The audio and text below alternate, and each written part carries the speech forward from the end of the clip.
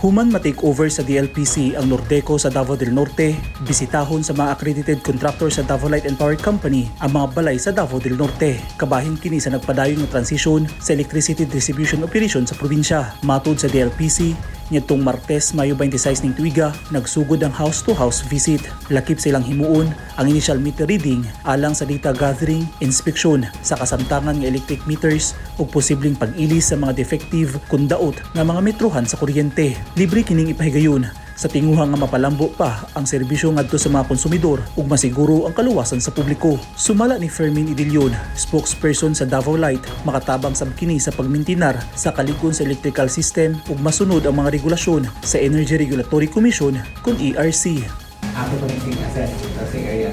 Sa makaroon akong project na kinahanglan ng isang secure na sa mga linya main sa diyaan ng kuryente, matanaw ma-assess and rehabilitate if needed tayo.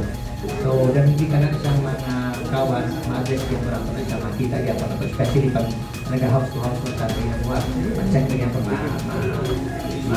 makita na po na siya ng mga problema at statements. Gibisuhan sab sa DLPC ang publiko nga mag-igmat sa mga nagpakaron ingnon nga ilang mga personahe nga mag house to house visit, busa pangayuan yun sila og ID ug mukontak lamang sa opisyal nga communication channels sa Davao Light alang sa verification ug concern.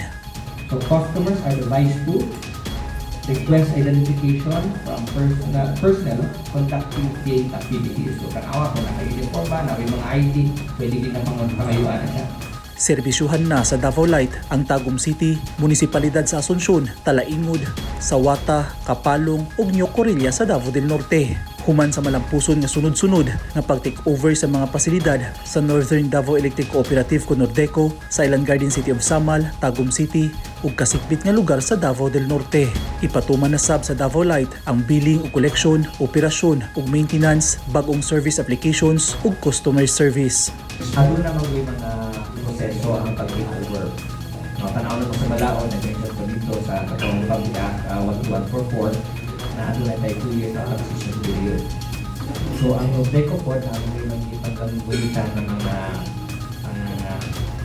kanangilahang na ang legal remedies ang Nordeco na ginabuhat sa diyan ang compile ko katong petition sa PRO o yung MR or motion for consideration na depende kung sa mga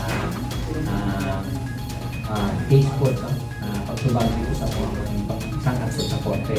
Sunod bulan, Hunyo 26, ang Davao Light na ang muhatag og bill ug mangolekta sa bayad sa electric consumption sa mga konsumidor. Eugene Hinutan, Newsline Philippines. Stay safe.